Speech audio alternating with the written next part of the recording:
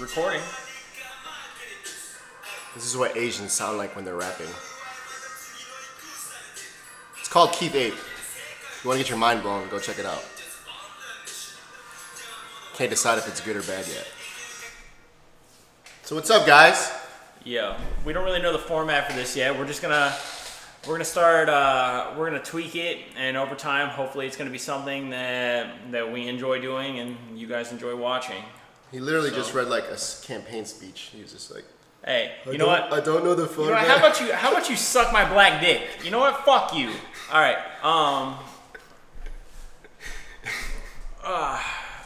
So, everyone has like political shows, right?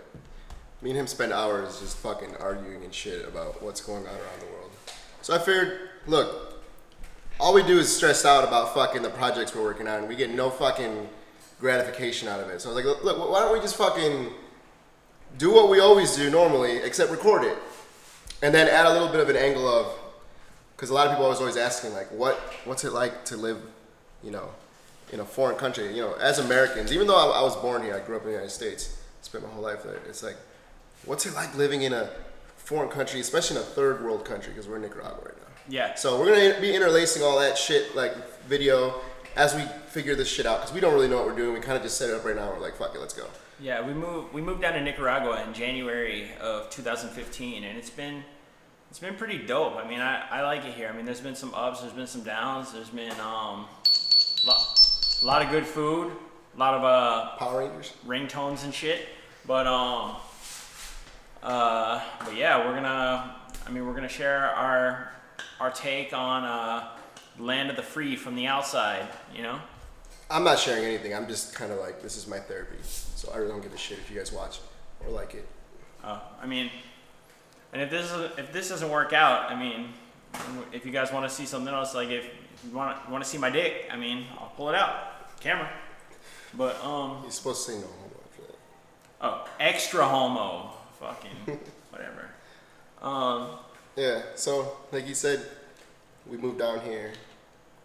I don't fucking know why. We were just like, it's better than wherever the fuck he was at. He was in Georgia and I was in Colorado. And, you know, we had our things going on and we wanted to try something new. We were bored.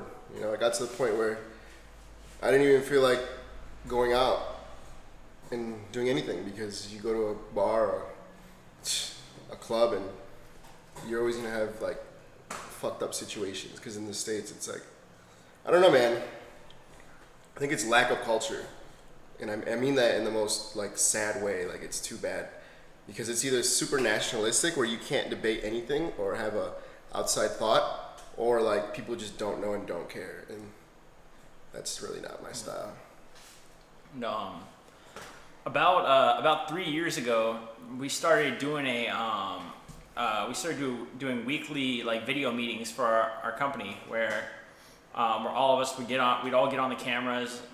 We were all over the United States, and we would just talk to each other, you know, and it would always end up getting into some sort of like socio-political debate about something, like whatever's going on currently. We just end up talking about shit, and we used to say, man, maybe people would want to see this, you know, or maybe they would want to interact with it, maybe they want to contribute, maybe they want to be a part of that. He's trying so hard not to break eye contact.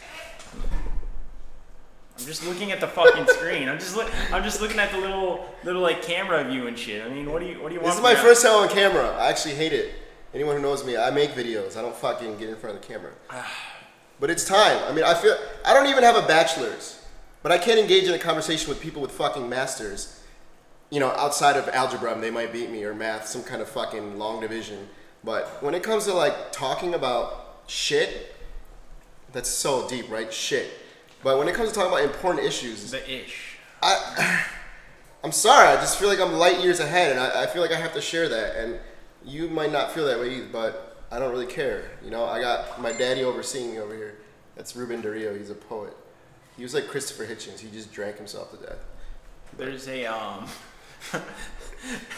There's like a Bob Marley blanket hanging behind that though. Yeah, we were like, yo, we totally look like 19-year-old girls with fucking the typical Bob Marley poster. My mom brought me that. I put it up because other than that, we only got like 2 paintings of this guy. Yeah. He's my hero. Not really.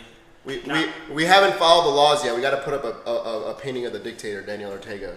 If the police come in here, they'll take us away. We haven't done that yet, but. So, tell them a little bit about fucking your experience. Why the fuck did you end up here?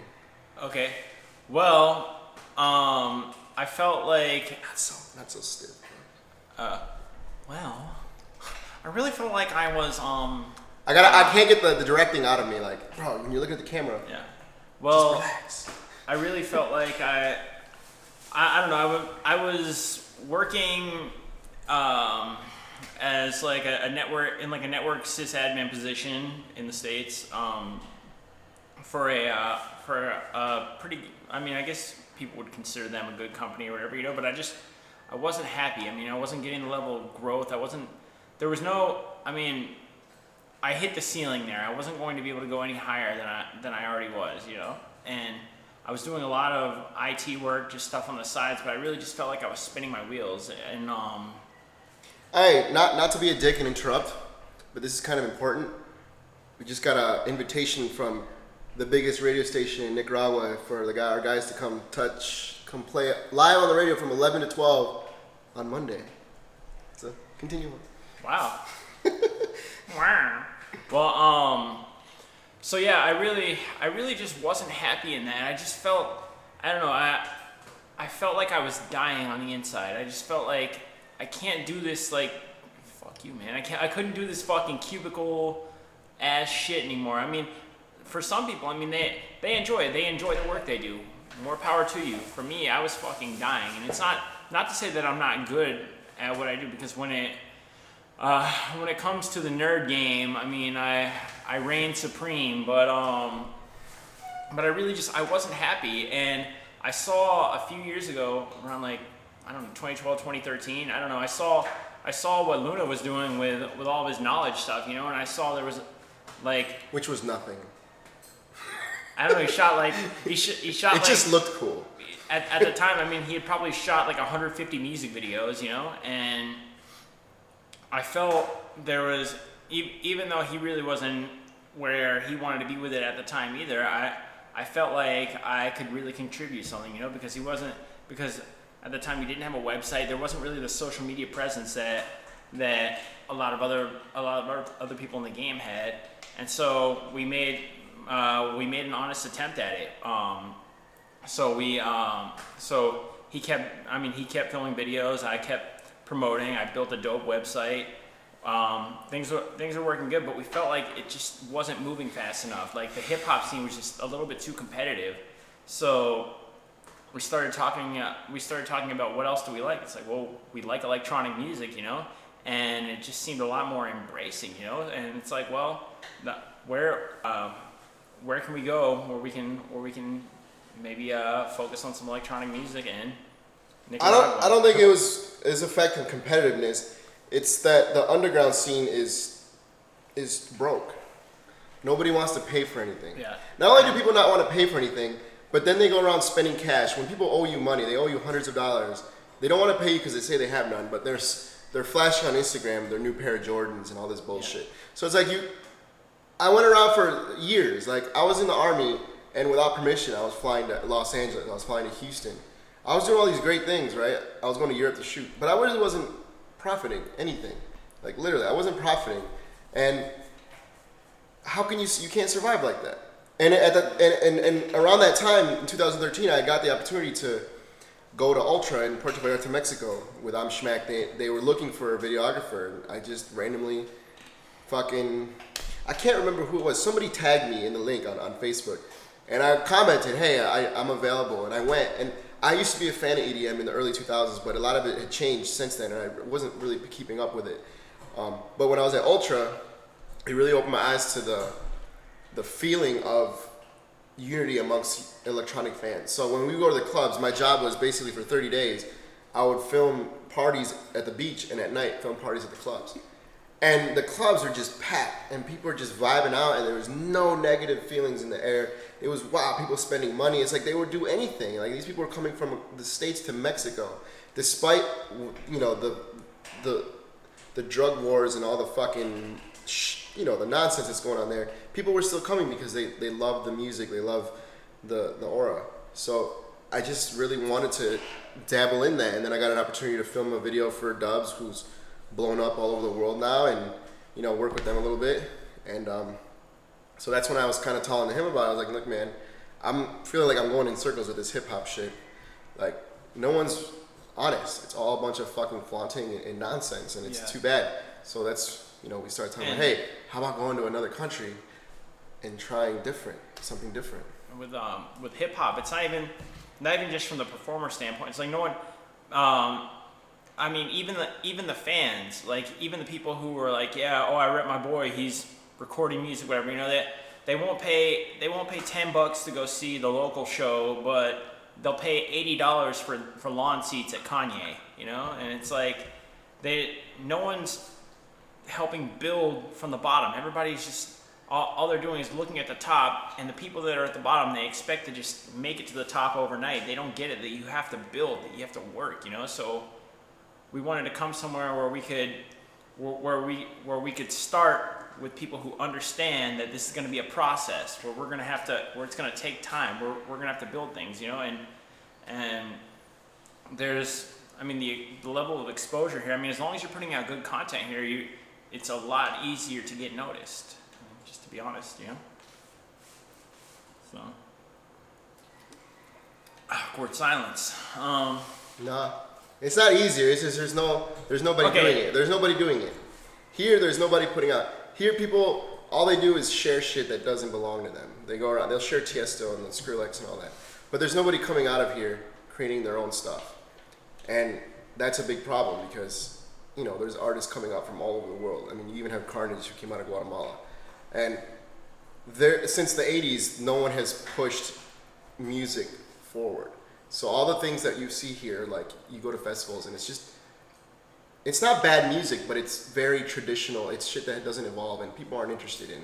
So when you're like, yeah, I go to a salsa club in the United States, you're gonna hear that ding ding ding ding ding ding. But that's not all it's about here. The younger generation is up to date. It's a globalized world. It's a big reason we decided to come here. Had we thought about this 10, 15 years ago, it wouldn't have been possible. I was like, there's a lot of things I can do without, but I can't do without internet and fast internet at this point. Yeah. We don't even have what we had in the States, but it's good enough.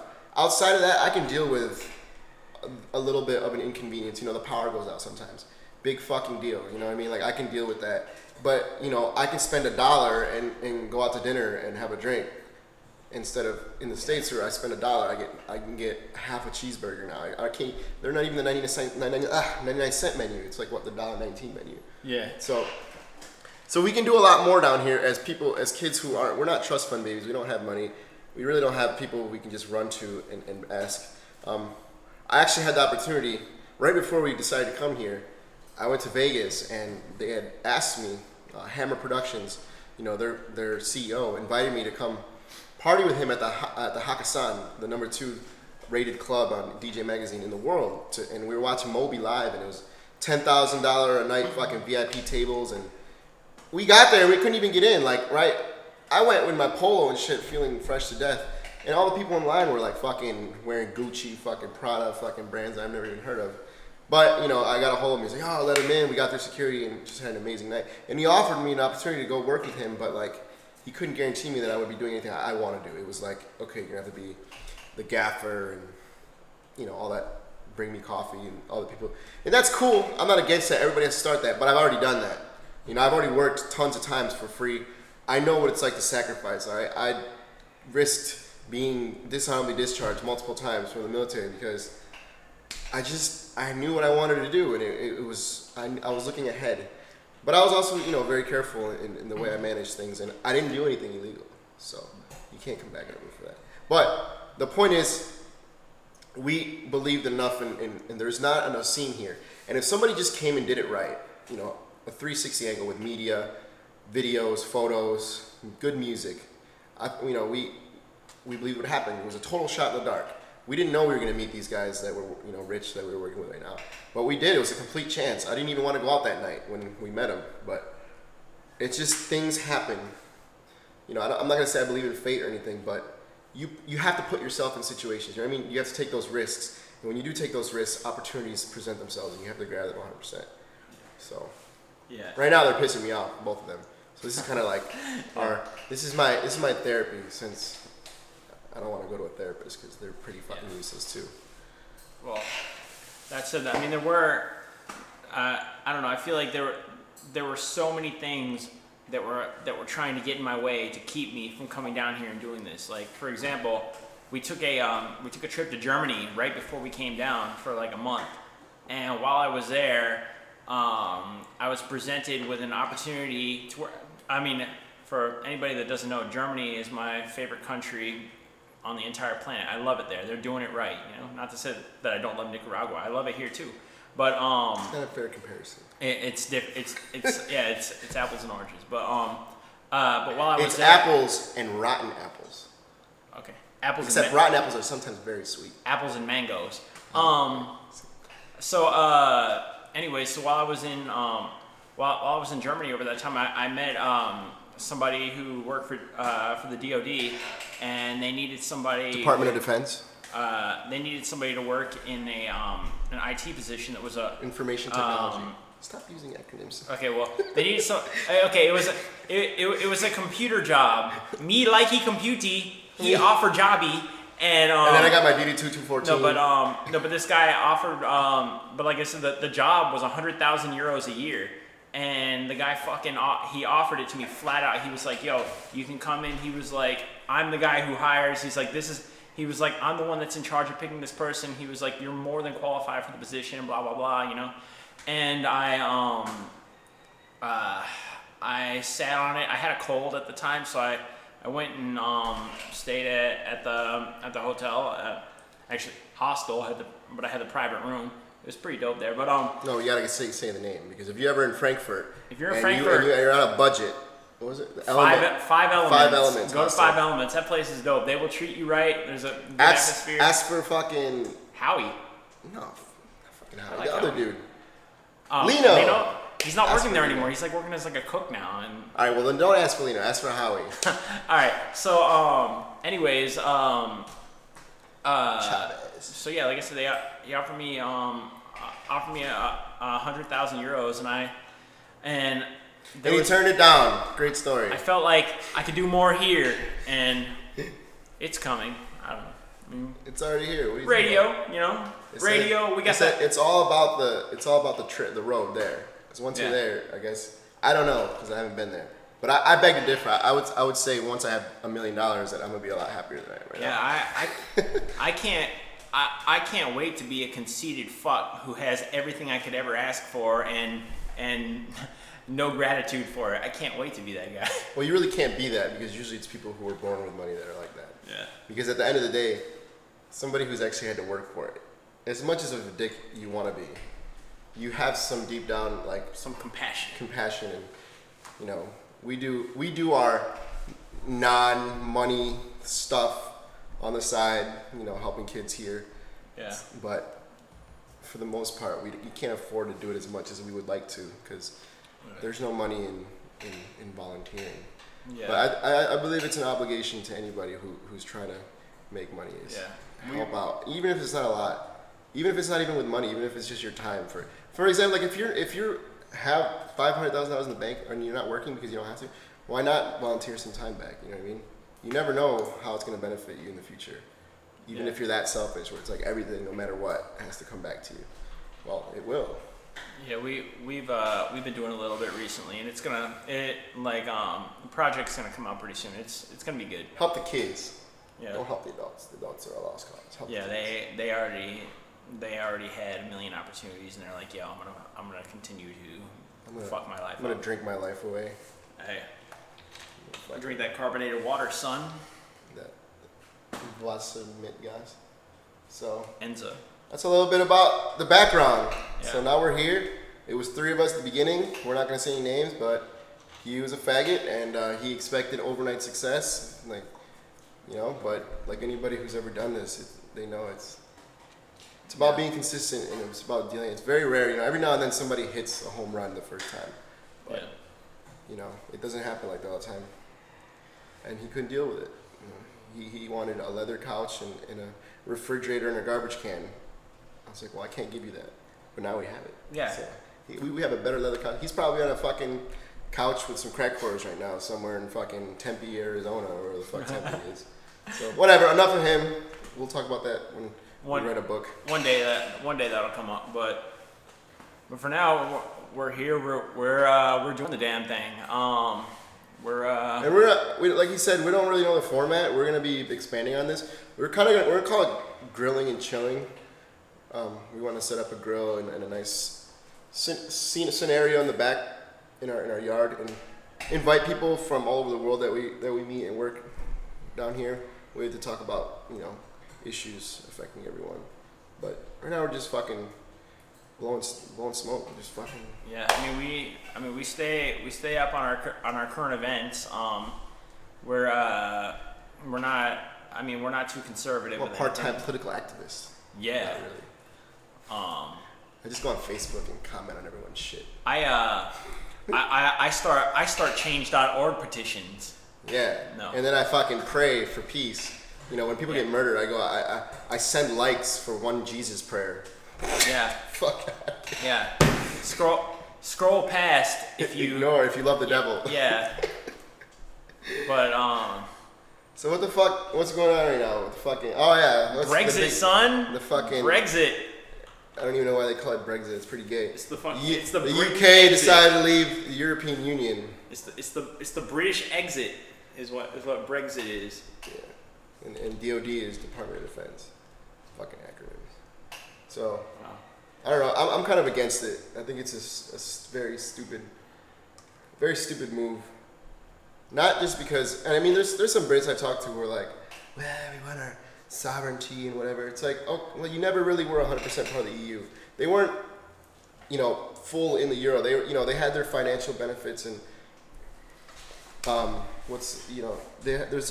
they're financially involved, but they weren't 100% inclusive. For example, they didn't change their money, so their money would always remain the pound, but they didn't use the euro. So for me, it's like. There was a hint of rape. What's the guy who's fucking? It's been like his life's fucking work to dismantle Nigel Farage or whatever. He's like the British Donald Trump, and he basically is known for let's see. He was pushing for British independence, and what was the exact quote about him? I'd have to find it, but basically he was all about spreading fear and saying, you know what, we don't want to be in the system because it's anti-English, and he was quoted as saying when he was traveling through the UK, he noticed that there were so many languages being spoken in the UK outside of English and shit like that. Like, who gives a shit? Like, it's a globalized world, and we're all interdependent. And the whole point of the EU was to, if you ever go to Europe, the countries are so small. You know what I mean? Like, the United States is bigger than all those countries, a lot of those Western European countries combined, and it just made it easier to travel. So when I was living in Germany, I could go to the Czech Republic, I could go to France, Italy, and you just you're traveling in the United States without any issues. Now, if the EU breaks apart completely, but this is a big step towards it because the British economy really helps sustain the weaker economies that we're just getting in. It's going to make it complicated again, and it's going to create nationalism in all the countries. Like, Germany first, Czech Republic first, Poland first. And then we're going to go back into fucking bickering and fighting, which they've never stopped doing for over, since it's existed. And the EU was supposed to basically, keep people's identities there's still borders, but force them to work together financially, economically, in all those shapes and fashions so that they would have more to lose if there was ever conflict. So conflicts would be resolved through speaking because everyone had, something at stake. So now this is not gonna, we're going back to fucking nationalism and kick out the immigrants and blah blah English first and all that fucking Neanderthal racist bigot cocksucking bullshit. I mean, there are a lot of people who feel like, just because that's what their media outlets have told them that they need to, and like certain political figures have said that they need to get back their identity. That and they're blaming they're blaming immigration and things, but we're past that now. We live in a world where nothing. I mean, we're so connected. I mean, you're still gonna use your iPhone from China. You're still gonna have you're still gonna drink Coca-Cola. You're still gonna do all these things. It's like everything comes from somewhere else. McDonald's, man. I mean, Pizza Hut. It's everything. Everything comes from another place, you know. And people just need to get with the times and accept that it's better to be together, you know. It's not. That's pretty gay. That was the gayest thing ever. It's better to be together. It just makes sense. It's better to be It's not even about getting together. It's about the fact that, the most racist person, the most xenophobic, America first, UK first person in the world, doesn't even sit down to fucking look around them and say, all the products that I'm fucking touching that I use every day are from all over the world. Your life would cease to exist if everybody just created fucking fences and closed down and everybody was independent. The world would change completely. Okay? And part of the reason we can't, I personally can't see World War III happening. It will, but it's harder. It's because we don't see others as different as we used to. There are some who do, but a Russian, or for example, the Japanese, let's say during World War II, the average American had no fucking clue what a Japanese person was, and it was easy to call them Japs, zipperheads, nips, and fucking draw cartoons of them looking like aliens because they had no idea. Now we see everybody everywhere all the time. So it's harder for the government to convince us that those people are different. We must kill them, or we must go to war, or we must. So they have to at least they have to try harder because they still do it. They'll, everybody has their theories on 9/11. I have my own personal ones. But they can still create situations where they're like, oh, look, we gotta go attack them. And people still buy into it. Like, it's so fucking easy. But it's a little harder than it was. So that's the point. It's a globalized world. That's how we can live in a third world country, third world. You can put that however you want. But it's a free world. And we can have all the things we have in the States. I'm not lacking anything. He has an HP. I have a Mac. We have our fucking studio lights, this microphone, and they're all built in different parts of the world. Broadband internet, Sobe. I mean, look, it's like we're here. So we should declare independence, Nicaragua, and just shut the borders. And how many countries create their own vehicles? How many countries create their own computers? How many? The United States has all these people who design shit, but who actually builds it? None of the stuff that you use in the United States is built there. Some of it is, but. It's a stupid move, and I personally think we're gonna see the consequences of it. The good thing is the dollar hopefully overtakes the euro now. Having a son in Germany, that benefits me a lot. Yeah, actually, last night it was at like $1.10. It was like €1 is $1.10 US. Then when I checked it today, it was like $1.12. So it had actually gone up by 2 cents. Let me get a check in. Let me see where it is in real time. I don't know. Let's see. Let's do that. Convert 1 EUR to USD. It's currently $1.11, so it went down. It went down one. But yeah, if it drops below $1, I might be going on vacation again. Yeah, hopefully soon. Oh, it just started raining. Oh, shit. Yeah, so it's coming down. That's a little bit about that. We can discuss it some more. I mean, you leave comments and shit. We can really get into that, and we still haven't figured out how we're gonna do. How many times a week? We might do it. 2 or 3 times a week, maybe once a week if we do it longer, and we'll discuss what people want to comment or what people think. What else is going on right now? A lot. There's a lot of things that interesting as time to be alive. Every time is interesting. We can talk about the Orlando shooter. But he didn't. Well, what can I say about the Orlando terrorist? Hey, he had nothing to do with terrorism. How about that? He died before he got to listen to the new Riff Raff album. But that just came out, by the way. Peach Panther. It's pretty fucking dope. Riff Raff. It's an amazing. He's like a modern day Machiavelli. No, what the fuck am I talking about? He's a modern day Leonardo da Vinci, a master of all trades, a white tiger walker. Orlando. Anyway. So yeah. He's like, this is how his hands are right now. He's like totally focused. He's so nervous. They're So what came out recently? Did you read the thing where the dude's like gay boyfriend came out and was like, yo, we's been fucking, like. So basically, he's just a gay guy who was denied a lot in the club, in that same club, who's been used and hasn't been happy, I guess. I don't fucking know. Who gives a shit? It's shit that we all go through, right? But we don't react by going to kill people. So he was mentally fucking unstable. He wasn't a terrorist from Afghanistan. He was born in the United States. He was born in New York, and he used an American-made weapon, and he killed people in America. So I personally haven't heard the audio recording of when he called 911 and claimed his allegiance to fucking al-Baghdadi and all those fucking goat fuckers over there. But I find it very skeptical since he had nothing to do with that. And even if he did it, it doesn't matter. You know what I mean? You can't just say something and then but it is convenient for the media to say, oh, well, he's a terrorist. It's just easier for people to eat up, and then they can push their legislation for whatever the fuck we're going to do next. Whoever we're going to bomb, or if we're going to ignore gun laws, because there's no issues with the gun laws. The issue is just Muslims. Ooh. Yeah, I mean, considering you can go to a gun show. Hey, I want that gun. Here you go. It's not that easy. I've actually tried that.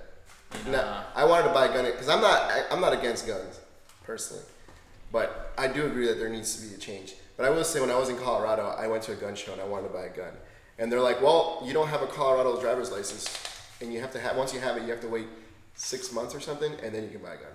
So it wasn't as easy as I wanted, but I could have just as easily gone to somebody who was a resident. He could have gone, bought it, and then I could have gone and murdered people. Yeah. So it is easy, but it's not as simple as, "Give me a gun, I got a gun." Although technically it kind of is. Yeah, I mean, what are the stats? I believe there's like for every 100 U.S. citizens, there's like 87 guns or something like that. I think I read that like 2 years ago, so it's probably gone up since then. Yeah, you can go to gunrundown.com though and check out all the people who've died this year alone in the United States from gun violence. And you know, that doesn't include all the shit we don't hear about daily. So like every day hundreds of people are being murdered. And that's not including the people who've been shot, right? So if I get shot in the fucking leg, it doesn't make the news. How many people? Most people survive, right? So when you see like statistics of war, you know, you'll have a very small number that die, and then like what you never hear about is like it's 10 times that number, the people who are actually wounded. So if I don't remember what was the latest number on people who've died in the war on freedom between Afghanistan and Iraq. It's, you know, it's. Are we at 6,000 yet? It's something like that, right? But what we don't talk about is the 80,000 who've been physically or mentally, emotionally hurt. And what about the non-U.S. I mean, what about the Iraqi and Afghanistan? Well, they don't count because they're not humans. You forget that. Oh yeah, they're brown and they don't matter. Their lives don't matter. No. Brown lives don't matter. No, fuck them. I'm just kidding, but seriously. Yeah. Their numbers are astronomical. They're in the hundreds of thousands, if not millions. Yeah. It just. I don't know. For me, I sit in a weird position because I agree. Yeah, Second Amendment, right to bear arms. Let's do it. Let's have guns. But at the same time, I do feel that we should tone it back a little bit, make it a little bit more difficult to get guns into the hands of some people. You know, it's very easy for this. I mean, I know there's the whole debate. Well, if you take away guns from the legal people, only the criminals are gonna have it. I agree with that. I'm not saying don't have a gun. I'm just saying if you're a nutbag, it should be a little bit harder for you to get a gun. You know. And it's impractical. Period. If somebody says we're gonna take away all guns, first of all, shut the fuck up. It's not possible. It's not possible. So that's not even a part of the discussion. It shouldn't even be a discussion. Another thing. Interesting fact, living down here, it's actually harder to get a gun here than it is in the States. So here, you know, everybody's gonna have their opinions about what's the way we should, the way the law should be written so you can get a gun. But something everybody should be able to agree upon is that, one, people on the terrorist watch list shouldn't have access to a weapon, but they can at this point. And two, I think there should be a psychological exam involved in buying a weapon. They need to make sure that you're a stable individual. Now here, that's a requirement in this country, and it's one of the safest countries on the planet, and the second safest in the Western Hemisphere behind, I believe it's Uruguay. So there's very little gun violence here. But people have guns. People who want them and need them have it. But they just have to prove that they're not an incompetent douchebag who's gonna get rejected by his girlfriend or boyfriend and then go shoot people. Because you can spot those people. I'm sorry, like even in the military, you just get a weird vibe from some people, and they never have the opportunity or the balls to actually do it. But you can tell, man. There's some people when they're just can't trust them, man. Can't trust them, and to have them with a fucking assault rifle, like, what do you need an assault rifle for? At least that. I see a hunting rifle. I see a handgun for personal protection. Even a 22, man. You give me a 22, it's a small caliber weapon. You really can't do much damage. But you give me a 22, I'm gonna kill someone. Just because I know how to handle a weapon. Period. You give me an M15, I'm gonna cause havoc. Or an M4, or any kind of automatic weapon or semi-automatic weapon. You said M15. Yeah, M15, whatever, AR, fucking, and M4. It's just, my point was, it's automatic and semi-automatic assault rifles designed for war. I'm not, you're not. I hope you're not hunting with a 50 cal.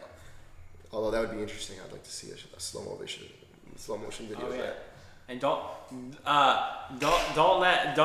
let his nomenclature misstep fool you. He was in the Army. I was for a day or two.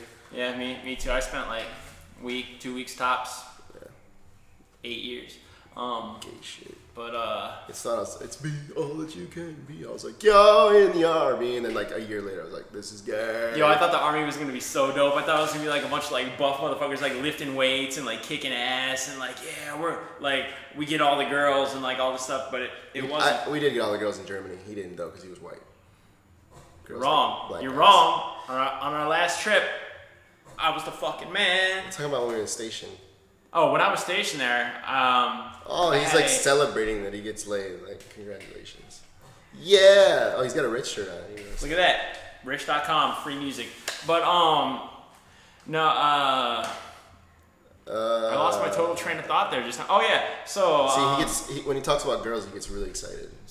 God, fucking eat my ass. No, but, when I really thought that the Army was going to be something else. I thought it was going to be like a lot of gung ho, motivated. Let's complete the mission. And at that time, I hadn't really woken up. I didn't know a lot about the military-industrial complex. I didn't know a lot about these things. I had read about it, but I had always just dismissed it as like tinfoil hat shit, you know.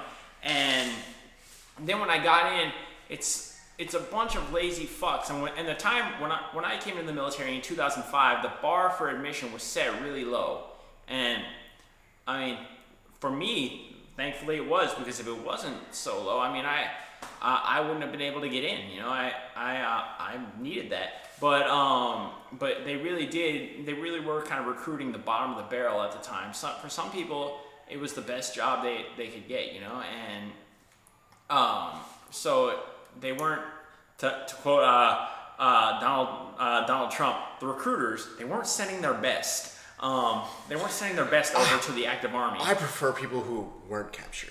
Yeah, but no, but really, so I just thought it was going to be something else, and I still didn't really believe like the whole military-industrial complex thing until. What is the military-industrial complex? You can't assume everybody knows what that is. Oh, okay. It's just like you can't assume they know what DoD means. It's Barney style, in the words. It's keep it simple.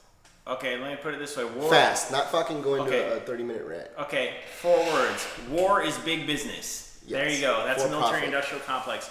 And I didn't really believe it until I got off the airplane in Kuwait, and I realized, oh my God, they're spending so much money here. And then I got to Iraq, and I realized like when they broke it down. I mean, my plate, my every time I went to the cafeteria to eat, it cost the taxpayers, I think it was like $36, and it was like the same thing. Like when I would get my laundry done, we didn't wash our own clothes. We had a laundry service. $35 for a bag of laundry. We should save. So. We're at 38 minutes. I mean, we could talk about the military all day. Yeah, it's probably something we should probably save for like a separate episode. I'm not saying fuck the military. I'm saying fuck you, whoever's like watching this. Yeah. You so can hear about that later. We could go on all day about that. So we just wanted to just touch on it real quick. But continuing on to Orlando, apparently the Democrats held a sit-in, which is pretty cool. It's rare that these guys actually do anything, since they make so much money. I mean, look, I could sit here and be like, yo, they make the exact amount. That's not the point. The point is they make a ton of money, and they take more breaks than anybody, right? So the average American gets, 2 weeks vacation a year. Military, government workers get 30 days. The Senate and Congress, they take breaks, like, they literally only work like 3 months a year. And then they don't do anything. When they get together, all they do is veto whatever Obama's trying to pass, or they block it, or they filibuster, whatever word you want to use, or whatever they do, they don't do anything. So when the Democrats are like, we want action on gun control, nobody was saying specifically, we need this done. They're saying, let's do something, anything. And the Republicans are like, nah, we're going to go to break. So what they did is, they got together and they had a sit-in where they're sitting down and they're saying, we're not leaving until we take some form of action. We don't know what action we're going to take, but something, because people are dying. And we're pretending like nothing's happening. So as soon as they went to sit down, C-SPAN cut the news feed, because as you know, the Republicans run the House right now, and they don't want that to get the attention. But it's stupid, right? Because we live in a modern age where pictures, video are going to get out. So to turn around and then cut the cameras off, people are going to find out. And at the end of the day, nobody cares. Really, no one's talking about it. It's like now Brexit is the big news. So news channels can't seem to multitask. It's like everything is either focused on this or that. And it's not getting the attention it needs. So that's something that's happening. It's good on the Democrats, even though there's still a bunch of douchebags, because they're fucking Bernie right now, which is another thing, we should touch on for a little while. Well, before we touch on Bernie, I want to say something about Brexit. I don't know if I said this before, but 8 hours after the vote was over, the number one Google search in the UK was, "What is the EU?"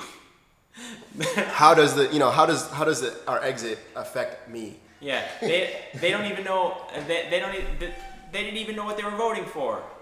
But, it was just pure fear-mongering, man. They're saying, it's a financial issue. It's not. It was basically make UK great again. It's their version of Donald Trump.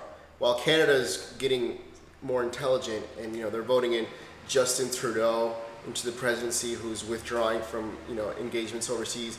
He's putting in charge of their military, Sikh, who's a badass, by the way, who's been awarded tons of medals by the United States Army for unbelievable, spy work he's done for the United States. He gets nominated, and the right in fucking Canada is like, he's a fucking towel head. Not even the same religion. But, they're moving forward while we're regressing backwards, which is not a bad thing in a way, because if you look at it, we do have Trump, but we also have Bernie. So we have, extreme opposites. And I guess what you can get from any of that is that people just want change, right? So we have to be very careful, because change can be good or bad, right? Everybody was excited about the Arab Spring, but it turned out to be a pretty bad situation in a lot of those countries, and it created power vacuums and then radicalism. I would rather have Muammar Gaddafi in charge of, Libya instead of what's happening now, because now it's just mayhem. Yeah. But it's perfect for the U.S. government, because they can go in and be like, we'll fix everything for, pennies on the dollar. Centralized bank, son. Even Donald Trump said it himself. We'll go in, I'll create a new oil company. We make the best oil companies, and we'll get all oil. It's like, what the fuck? You can't just do that. You can't just go around shitting on people. I mean, you can. That's what we do, but it's not a good strategic plan, because if you're thinking long term, how long can you sustain that for, right? I mean, nobody gives a shit. It's like 200 years, I won't be alive. All right, cool. But if you're really an American, you really care about what America means. We've only been around a fraction of the time of the Roman Empire, and we're already digging ourselves in a huge fucking ditch of debt and fucking expansionism. Very, very dangerous. So, Bernie? Well, Bernie, he loves Bernie. Every day he's still sending me messages. Bernie, hey look, hey man, he might get California still. I'm like, whatever, he's still gonna lose. Actually, no, there's no Trump and Bernie. There's Trump and Hillary, and I just want to say that I'm with her. No, fucking bitch. She couldn't even control her husband. How she control the fucking... Yo, fuck her. For real, though, fuck her. But Not literally. no, seriously. I would wanna fuck I know, no, I wouldn't. I wouldn't fuck her with the dog's dick that's out there, and he would. Rambo, did you hear that? It's fucked up. But Rambo gets mad pussy. no, I still have hope for Bernie. I still hope that at the convention he's gonna contest and he's gonna say, hey, these are the reasons why I'm the better candidate, because Hillary Clinton could still get indicted. She's not gonna get fucking indicted because that it's, as George Carlin said it, it's a big fucking game and you ain't in it, you know, or a big fucking club, yeah, a big fucking club and you ain't in it. I mean, so yeah, that like I mean, now that Obama has endorsed Hillary, you know, I mean, the chances of her getting indicted by his people are looking more and more bleak, you know. So I don't think that's gonna happen, but it's up. I mean, it's up to Bernie at the convention to prove why he's the better candidate, because don't let the super delegates fool you. Hillary Clinton has not secured enough delegates for the nomination. It hasn't happened yet, and it won't happen until the convention, you know. And so there could still be a Hail Mary, and Bernie could still clinch it. And I'm gonna keep my hopes up, you know. He's living in a fantasy world. But hey, you got to do it, right? You're not gonna win by fucking quitting. I haven't necessarily quit. I just kind of like took the road of. Regardless of what he's doing, one, he shouldn't concede. He should stay in it, even if he's not gonna win, because what he's doing is very important. But at the same time, I don't think it's possible. Hillary's not going to get indicted. Hillary's been going to win. Hillary was supposed to win. Was picked to win a long time ago. They just didn't. They didn't foresee what happened with Bernie Sanders. So Bernie made it really hard for her to get it as easily as she thought she would. Yeah. But she's still going to win it. The other thing is, I really hope that even if he doesn't get the nomination for the Democrats, that he runs for. He runs as a third party. And everyone's like, oh well, he's going to split the vote. He's going to make Hillary lose to Trump. Well, good. You know what? In a way, we fucking deserve it. You guys want to play that Trump card and it's you think it's a fucking video game or it's sports. You're going to fucking see the consequences of Donald Trump as a president. It's going to fuck a lot of shit up. And it's going to wake a lot of people up to really what it means to be the president of the United States. I really thought that George Bush set the bar low. I couldn't travel around the world in Europe and shit without getting George Bush, American. I'm like, I have nothing to do with that. I never support. But you wait.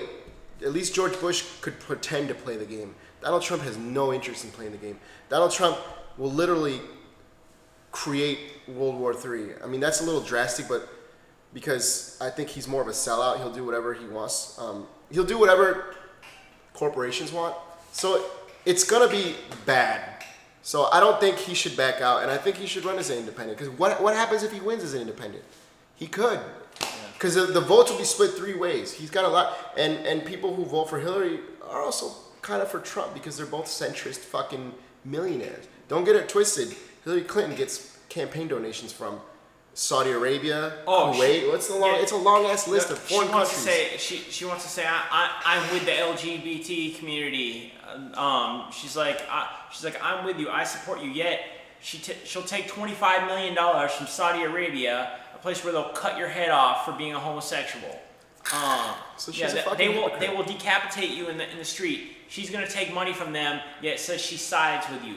So one of the things we're gonna do going forward with this is, when we improve, when he says some shit like that, we'll send you a link. We'll post a video or we'll show it. We can't show everything because Facebook and YouTube likes to block shit that's real life. But there's websites out there that exist that show you all that shit, and I like to find those things because it's reality. So I mean, some people are like, "How do you watch that? Like, how do you not watch it? How can you spend your whole life staring at memes and watching Jersey Shore or whatever the fucking hot shit is these days?" But you can't watch the reality of the world. Like, you don't need to watch movies. Just go watch what's happening. Go watch real life. Yeah, go to Live Leak, go to Best Score, go see what's really going on. Like, that's the best action movie out there. Yeah. Sorry, it's just the reality. Yeah, I mean, it's like, what are we gonna do? Are we gonna let's go to the movies and kiss Israel's ass. So I'm not sure what he means by that. We're gonna go into the Israel debate. No, we're not gonna. Okay, we're not gonna go into Israel right now. That's a fucking big thing. We're not gonna go to Israel right now. Because it's.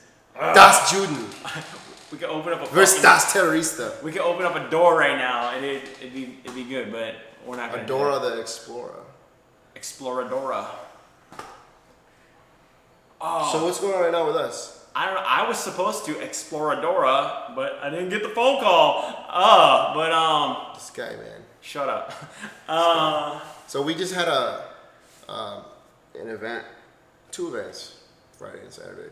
The first one was not ours. It was another DJ Prez here in Nicaragua, who hooked us up. He's a good guy. He's a good dude, but he's still limited by his knowledge of what's going on outside of these borders, which is they don't know anything. So that event really did not go well. Nobody showed up. It was his loss. But it was good for these guys because we just literally this year, a few months ago, we just launched Move Forward, and now we're getting calls from the messages from the top radio station in the country to come play, right? So and then Saturday we had one at Treehouse, which is one of the TripAdvisor's top 10 hostels, unique hostels you must visit in the world because it's in the jungle, it's withdrawn, man. I kind of had an idea. You read it and you're like, okay, it sounds interesting. We'll post a link on the description, whatever. But man, this shit is like first you gotta get to the small city where it's at, and then a truck's gotta pick you up, and then you drive for like 30 minutes, and then when you drive, you go off the road and you're going in like rice paddy fields that look like shots from Vietnam, and then you get past that and there's a mountain. And then you can either park your car there if you have a regular human car, or if you're a badass and you got a $50,000 all-terrain fucking Hilux, which aren't even legal in the States, you can go up like a fucking steep-ass incline and it'll make it up. But still, once you get up that, you still gotta walk like 50 yards, like it's a vertical fucking climb. And then you get to the place. And it's literally in the jungle. There's monkeys everywhere. It's incredible. It's a hostel. You can stay there. And it's on TripAdvisor, like I said, one of the places you have to, hostel, if you're a traveler, you have to go visit. It's beautiful. It's worth it. We'll post a link for anybody who's thinking about traveling. Yeah, we give them a thumbs up. It's a good place. It's and good then, people. So we had our event. No Wi-Fi, but we had our event there with our DJs. It went good. It wasn't as big as we wanted, but it didn't matter because the ambience, the atmosphere was very receptive, and people were dancing, drinking away. They had they loved it.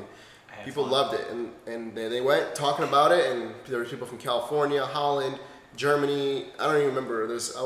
I had a good time that night, and the only thing is going down that steep incline at night when you've been drinking a little bit. It's kind of sketchy. Oh man, I looked in my shoes were in a bag. I found them yesterday, dude. There was so much mud all over those shoes. It's Muddy Rivers. Yeah, but the legend. So now what time are we at now? We're at 52 minutes, man. We're at 52 minutes of just ramblification. Well, we're gonna sign out. Like we said, we haven't decided how we're gonna do this again, but we're gonna keep doing it, whether you like it or not, or watch it or not. We're gonna keep. We do it anyways, and we like it. And if you got tips to make this shit better, by all means, we're here. Let us know. Leave a comment. Send us a message. You know us. Or maybe you don't, but or read a book. Read a motherfucking book. Give a hoot. But we're trying to make it distinct in the fact that we're going to talk a lot about what it's like to live overseas. So we'll interject pictures and videos and stuff we've been up to, because it's being still in my 20s. I can still claim that. It's very rare that people live in a third world country with who really grew up in another country, in the United States or in Europe, and then decide to move somewhere, especially this guy from Georgia. Nobody was supportive of his decision to come down here. They're like, oh, you're going to get AIDS, you're going to get gonorrhea, you're going to get fucking Zika. I'm going to get kidnapped by the cartel. He almost did. We got a good story for that. But we do have an announcement for the next episode. Which Billy's going to, I want to let Billy. I'm going to get into some weird shit. So I can't get the drum roll.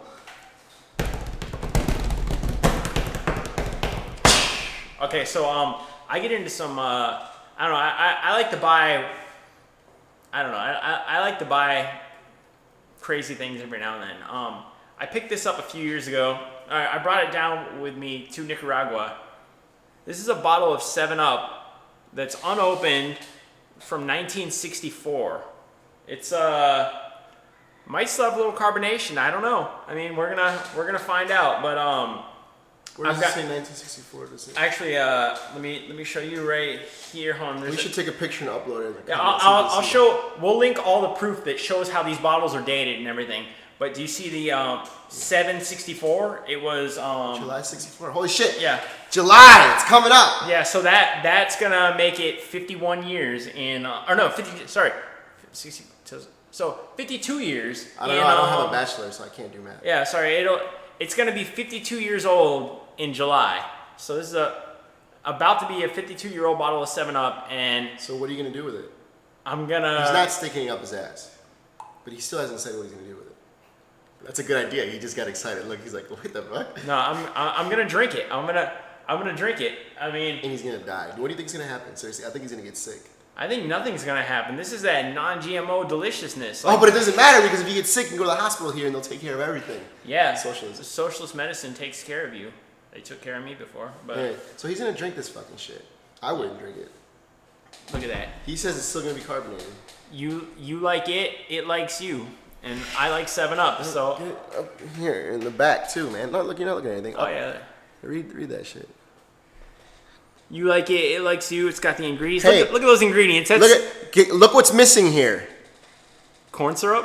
Corn syrup.